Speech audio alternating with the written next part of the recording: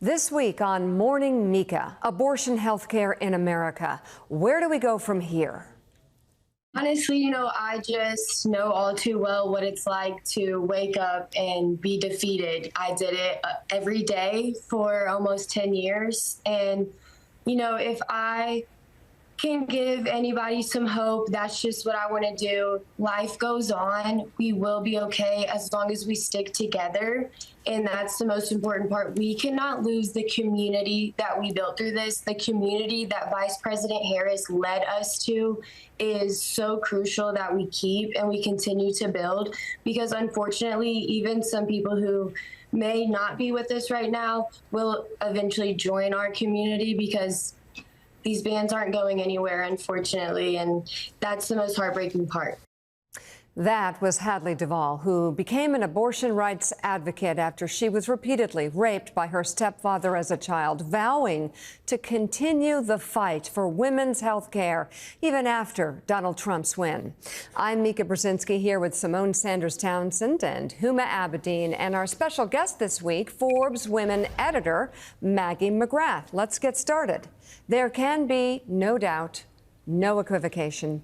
The return of Donald Trump to a second term in the White House and Republican control in the House and the Senate has bad implications for women in America. Abortion health care, after all, was a core issue for Kamala Harris during her campaign. She repeatedly warned us that a Trump win would be catastrophic for women's health care, and there's a reason she promised that. If elected, she would sign into law legislation that would restore the federal right to an abortion. Trump, meanwhile, called conservative engineered abortion restricting laws a beautiful thing, and has repeatedly taken credit for the Supreme Court's reversal of Roe v. Wade, which has resulted in 21 states either tightening restrictions on abortion or banning it in almost all circumstances. A man who once said, quote, "There has to be some sort of punishment for a woman who receives an abortion." He's once again about to become our president. So what now? A glimmer of hope for me is that while the country once again fell short of electing its first woman to the presidency, there were notable steps in the fight for reproductive rights. Constitutional amendments to protect or expand abortion access passed in 7 of 10 states where they appeared on the ballot. Voters in Arizona and Missouri approved ballot initiatives that will effectively protect abortion rights until fetal viability, undoing existing abortion restricting laws on the books. And in Maryland, Montana, Nevada, New York, and Colorado, where abortion is legal, voters passed measures that will formally enshrine reproductive rights. However, measures to protect reproductive rights failed in Florida, Nebraska, and South Dakota. I said it before the election, and I'll say it again right now. Women and the men who stand beside them as allies will be our beacon of hope moving forward on all of this. Along with Symone and Huma, we have brought on Maggie, who's been looking into all of this, into where we go from here. So, Maggie, let's dive right in. You've been speaking to reproductive rights advocates in the aftermath of the election, and what are they telling you? Mika, they are telling me that they are disappointed, but they are not defeated. And they share that same glimmer of hope with you, which is in those abortion ballot measures. Abortion has been on the ballot 17 times in the 2 years since the Dobbs decision came down, and Access has won 14 out of those 17 times. That's a remarkable track record. I called up Lauren Peterson. She's the co-founder of Abortion in America. She co-founded it with Cecile Richards. She said they've been calling their community in the last few weeks, thinking that they'd be finding folks on the floor ready to give in for now, but they're ready to keep going, actually. And she points to some of the success in getting medical exemptions on the books. And what happens here, just to zoom out, is Abortion in America tells stories about reproductive health care access. Women and men share stories about wanted pregnancies that get complicated, and then the patient's life is affected by a state abortion ban. And so when women tell these stories, it helps create change in state laws, even if it's just a medical exemption. So they are finding hope in examples like that, and they're ready to keep going. One other example I want to give, I've also been talking to entrepreneurs. I interviewed Cynthia Plotch, the co-founder of Winx Health, right after the election. She said that demand for their morning after pill was 5 times higher in the 12 hours after the election than in the prior 7 days combined. And a lot of those orders were in bulk. So women are taking charge of their reproductive health, their reproductive autonomy, even as they are concerned about the future. I mean, Maggie, I definitely thought about stockpiling some Plan B, not because I may need it, but someone else might. When you talk about the women telling their stories, I think about Missouri. I had the opportunity to speak to the woman who led the campaign in Missouri after the election. Talk to us about what's happening there right now, because just weeks after the state's voters approved a constitutional amendment that guaranteed the right to an abortion, legislators, they are already working to reverse course. Reverse course, or at least undermine the will of the people. ProPublica has this report out talking about how lawmakers in Missouri have proposed another amendment to the Constitution, which would define life as starting at conception. And this would effectively curtail abortion access. One law professor who spoke to ProPublica said that voters can hold personally that life begins at conception, but also want to have abortion access in the state. So if they vote yes on both of these amendments, they might not realize that legally they kind of cancel each other out. And I called up Elizabeth Smith at the Center for Reproductive Rights. She directs state policy there and is a legal expert. And I said, how could this happen? And she basically said, anti-choice, anti-abortion legislators are determined to continue putting their will upon the people, even though it looks like minority rule. She said they will keep implementing restrictions, and it's not a matter of what they do, it's how they do it. Maggie, we often talk about life at conception here and the notion that often women don't know that they're pregnant at conception or even at 6 weeks. So are states like Florida, who have 6-week bans, looking to other ballot measures that might not change the Constitution, but might expand access to maybe 15 weeks or 24 weeks? Unfortunately, Huma, the answer to that is no. I posed that question to Elizabeth Smith at the Center for Reproductive Rights, and she said the issue is gerrymandering. She points to the states where there are abortion bans on the books, and she says a majority of voters in those states want abortion to be accessible, but due to gerrymandered districts, their voices are effectively silenced.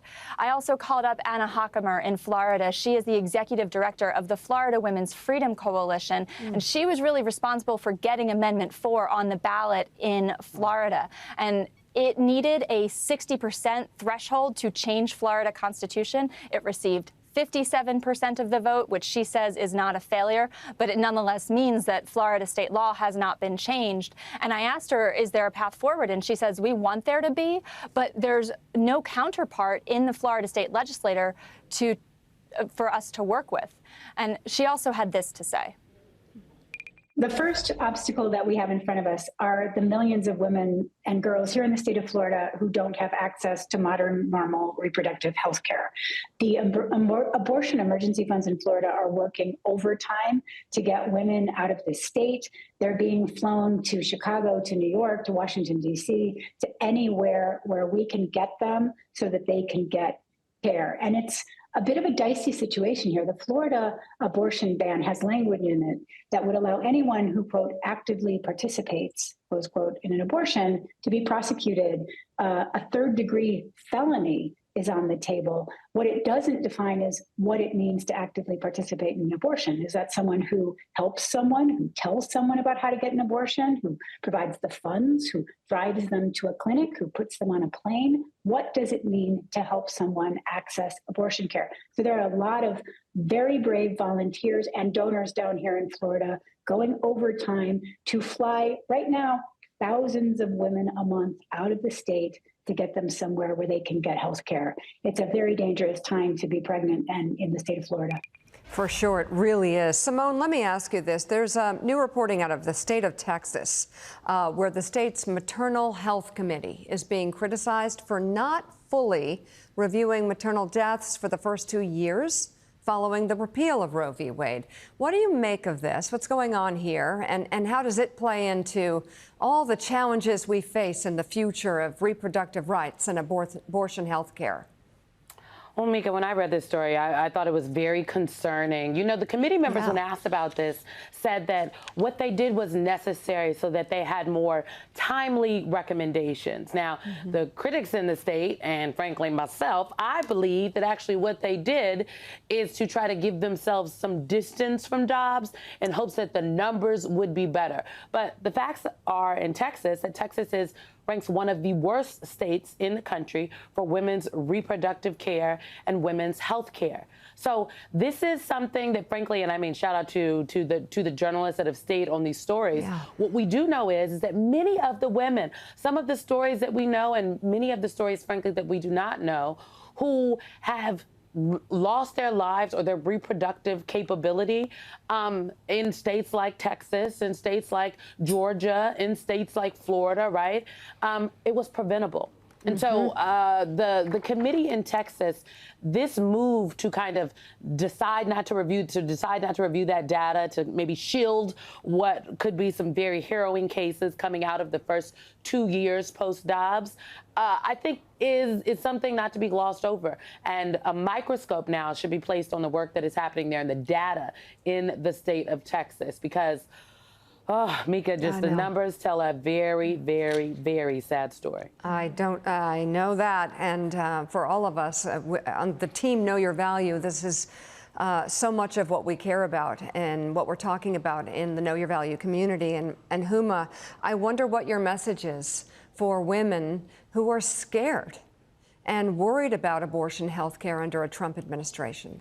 Well, you know, family planning has taken on a whole new meaning in this new world and in this new administration. And women, we have run out of time to be fearful or scared. Now we have to be selfish and focus on self-preservation for ourselves and our families, because there is no doubt that women who want to have families now have to go through all kinds of hoops they never had to think about before. So if you are consciously trying to start a family, you need to do research and find out in your state what are the laws that might prevent you from needing to have a medical abortion if something goes wrong, and having the psychological, the emotional, the financial support to go through that. If you are somebody who is not being thoughtful about how you are engaging in potential family planning, and discover that you're pregnant unintentionally, all of a sudden there are consequences that you're going to have to take very seriously. And finally, we're also running out of time that women who have the capacity and the ability to do things like IVF, which may not be a possibility in this country in the coming years, think about that now. It's expensive. You're also going to need support to do that. But I think these conversations should no longer be things that happen in secret. They need to be had in public. Women like Lauren Peterson and Cecile Richards, they're heroines. We need this work. I mean, the film that you and I have talked about many times with Simone, Zarowski versus Texas, these are all women who lost children they wanted and were denied medically necessary abortions, and the result has been devastating on their lives. And the importance of storytelling is urgent, urgent, urgent. Look, the moment is very discouraging. I do agree with that, but we have to be strong. We have to band together, and we have to continue the fight. So, Maggie, list off the organizations on the front lines of this. If women want to get involved or if they want to provide support, this is the fight for our lives. So give us a sense of who the main characters are here, main players. Main players is the emphasis here, because, of course, the comprehensive list is very, very long. But I think about the organizations in 3 buckets. The first bucket is access. What are the organizations helping women get the care they need? So that would be the National Network of Abortion Funds, or the Bridget Alliance. They provide information and money for people to travel to states that have full access. Then you have legal help from the Center for Reproductive Rights, National Women's Law Center. And then finally, there is the political advocacy working on changing the law. We have the Reproductive Freedom for All, formerly NARAL. We have the National Latina Institute for Reproductive Justice. This is just a sample of the landscape of people who are working to help women access health care, help change the law, help change policy. Yeah, so those are the people, those are the places. There's also you, the viewer, who can get out the vote for sure. You have your vote. Symone Sanders Townsend, Huma Abedin, and Maggie McGrath, nice work. Thank you all very much. That does it for Morning Mika. We'll be back soon on YouTube and Peacock.